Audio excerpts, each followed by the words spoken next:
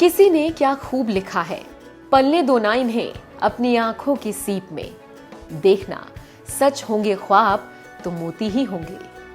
वाकई किसी की खूबसूरती में लिखी गई ये चंद पंक्तियां हो या फिर किसी की सुंदरता को बढ़ाने की वजह, आप सीप और इसमें पाए जाने वाले मोती को नजरअंदाज नहीं कर सकते। ये मोती ही तो हैं जो आपके हर जेवर में चार चांद लगा देते हैं। ये मोती ही तो हैं जो आपकी उंगलियों की शोभा बढ़ाने के साथ साथ आपको कई तरह के द्वेष से भी बचाते हैं। सदियों से चली आ रही मोती की जरूरत और इसकी अहमियत न कभी कम हुई और न कभी होगी। हालांकि इस मोती की चाह रखने वालों को अब समुद्र में बनने वाले प्राकृतिक मोती का इंतजार करने की जरूरत नहीं है। जी हां, सही सुन रहे हैं आप। भाई 21वीं सदी है, सब कुछ मुमकिन है। घर बैठे खुद मोती भी बना सकते हैं। आज हम आपको इसी बारे में विस्तार से बताने जा रहे हैं।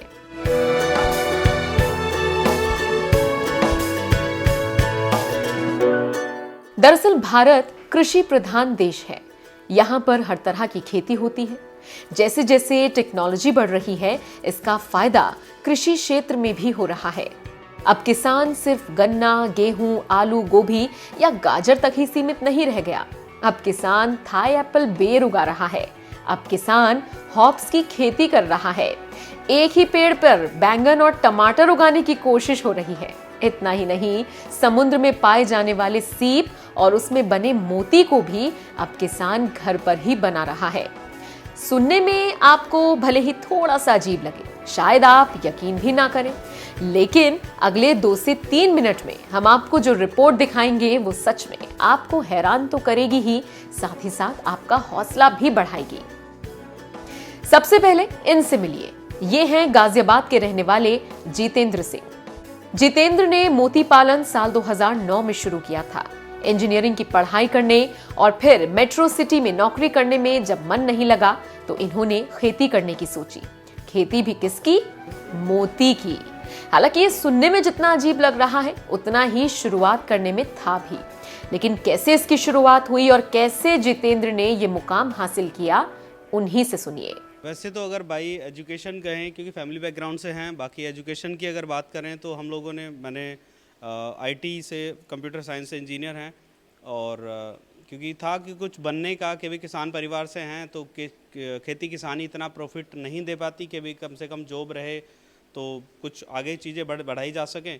और 2-3 साल जॉब भी की और उसके बाद देखा कि हाँ, मोती की खेती एक दिन हम लोग सर्फ कर रहे थे इंटरनेट पे, तो पता चला मोती की भी खेती होती है। तो हम लोग तो गन्ना, गेहूँ ये सब उगाते हैं, तो पता चला कि अगर मोती की खेती होती है तो हम भी किसान हैं, हम भी कर सकते हैं। तो उसके बारे में बाकी पूरा डिटेल लिया और डिटेल लेने के बाद हम लोगों ने ट्रेनिंग ली इसकी। और ट्रेनिंग लेने के बाद अगर हम लोग इंडिया की बात करें तो सीफा में हम लोगों ने ट्रेनिंग लिया था। और उसके बाद में क्योंकि सीफा में जो टेक्निक सिखाई जाती है वो ट्रेडिशनल टेक्निक है और उसमें हम लोग डिज़ाइनर मोती की वो ज़्यादा हम लोग बात करते थे उस टाइम पे। तो काफ़ी लंबा समय हम लोगों को हो गया, 2009-10 की हम लोग बात करें। और उसके बाद हम लोग मतलब क्योंकि एज ए प्रोफेशनल चीज़ें हम लोग करना चाहते थे, तो उसमें हम लोगों को लगा कि भाई डिज़ाइनर मोती मार्केट में इतना अच्छा मतलब सर्वाइव नहीं करेगा लंबे समय तक।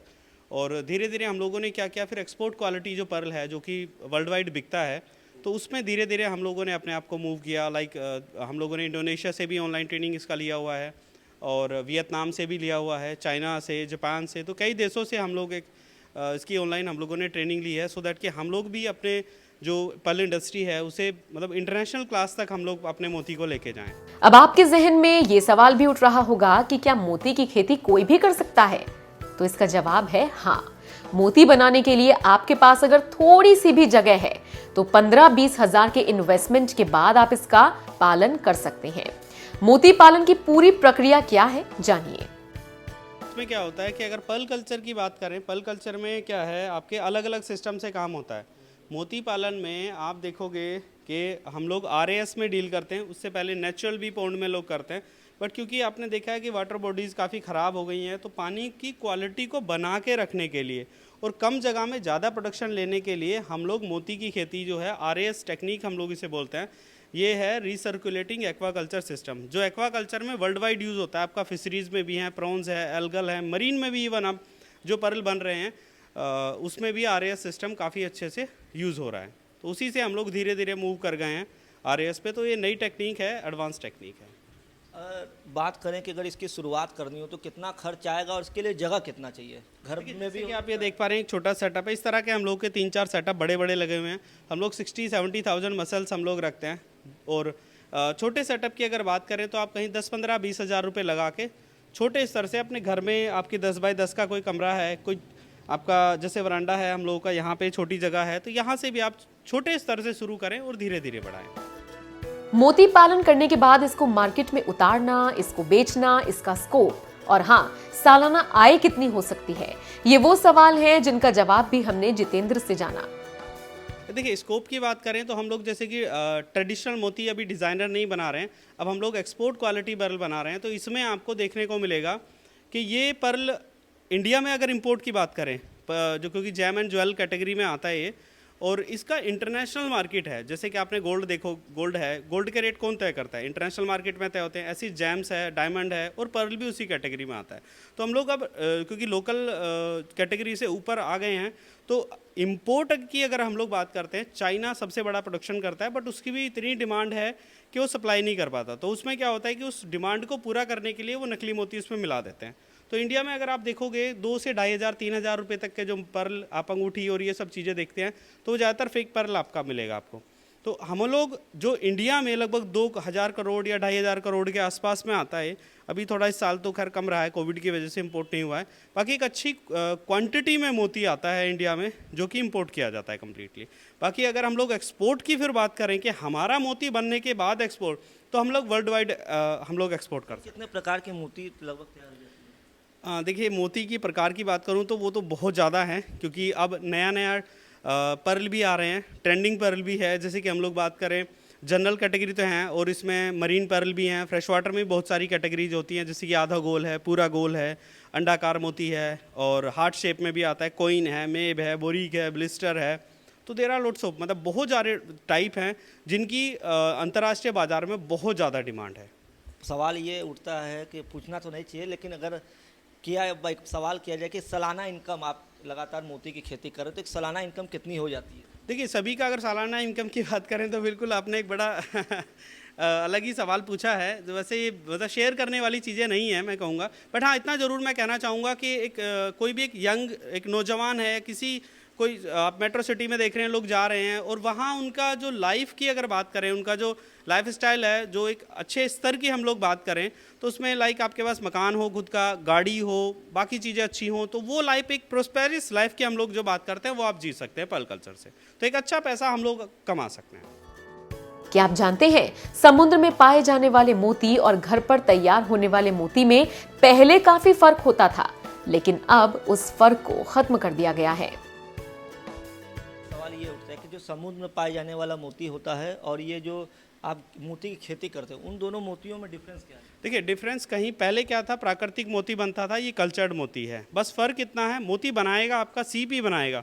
हम लोग बस उसमें जो पहले प्राकृतिक तरीके से, मतलब जो नेचर उसमें इंटरफेयर करता है, नेचर का इंटरफेयर रहता था कि कोई आउटर ऑब्जेक्ट, कोई भी किसी मसल के अंदर, सीप के अंदर, ऑयस्टर के अंदर चला जाता है, वो बाई इंसिडेंट जाता है तो नेचुरल पर्ल बनता है, और हम लोग सर्जरी करके इंसर्ट करते हैं, इम्प्लांट करते हैं, तो वो कल्चर्ड पर्ल बनता है। बाकी समुद्री मोती में और यहाँ वाले मोती में एक डिफरेंस मेजर आता था, जो टेक्निकली बात करें अगर हम लोग, कि यहाँ वाले फ्रेश वाटर में कैल्शियम कार्बोनेट ज़्यादा होता है, एरेगनाइट कम होता है, एरेगनाइट के क्रिस्टल की अगर हम बात करें, जबकि आपका समुद्र वाले में एरेगनाइट ज़्यादा होता है, कैल्शियम कार्बोनेट कम होता है, जस्ट अपोजिट होता है। बट अब हम लोगों ने क्या करना शुरू कर दिया है कि हम लोग फ्रेश वाटर के जो मसल्स हैं, इनको एरोगनाइट थोड़ा सा चेंजेस करके, और एरोगनाइट की मात्रा हम लोगों ने बढ़ा दी है, और एरोगनाइट हम लोग इसे अलग से भी खिलाते हैं, कैल्शियम कार्बोनेट। जो मोती, ये शीप है, शीप आप लोग कैसे अरेंज करते हैं? देखिए, ये सीप तो हम लोग इनका पहले तो हम लोग शुरुआत में ख़रीद के लाए थे, जो बल्कि हम लोगों ने गंगा जी से भी पकड़ाए थे, वाइल्ड सीप की बात करें। बट अब धीरे धीरे हम लोगों ने अपना खुद का हैचरी बना लिया है, और जैसे कि बताया कि हम लोग 2 स्पीसीज़ तो बड़ी यूज़ करते हैं, लमेलिडेंस मार्जिनालिस और कोरियानस। उसके साथ में हम लोग एक बड़ी सीप है जिसमें हम लोग 14 से 28 मोती की जो बात करते हैं, वो हम लोग, टाइम कम लगेगा, क्वालिटी बेहतर आएगा, और आपका नंबर ऑफ पर्ल जो है वो ज़्यादा निकलेंगे, तो उसमें भी हम लोग डील कर रहे हैं। RAS यानी रिसर्कुलेटिंग एक्वाकल्चर सिस्टम की मदद से आप घर बैठे इस मोती को तैयार कर सकते हैं।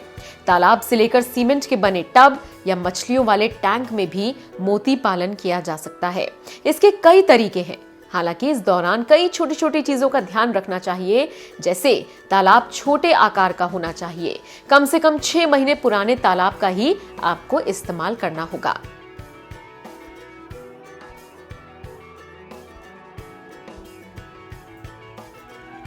बता दें आपको, मोती एक प्राकृतिक रत्न है जो सीप में पैदा होता है।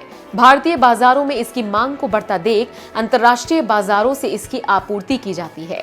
प्राकृतिक रूप से एक मोती का निर्माण तब होता है जब एक बाहरी कण जैसे रेत, कीट आदि किसी सीप के अंदर प्रवेश कर जाते हैं या फिर अंदर डाल दिए जाते हैं और सीप उन्हें बाहर नहीं निकाल पाता। इसकी वजह से सीप को चुभन पैदा होती है। इस चुभन से बचने के लिए सीप अपने अंदर से रस जैसी चीज निकालती है।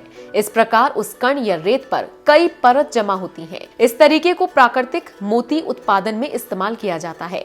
ये कैल्शियम कार्बोनेट जैविक पदार्थों पानी से बना होता है। उम्मीद है आपको मोती पालन से जुड़ी हमारी ये रिपोर्ट पसंद आई होगी। अगर इसी तरह की और जानकारियां आप चाहते हैं तो हमारे साथ जुड़े रहें।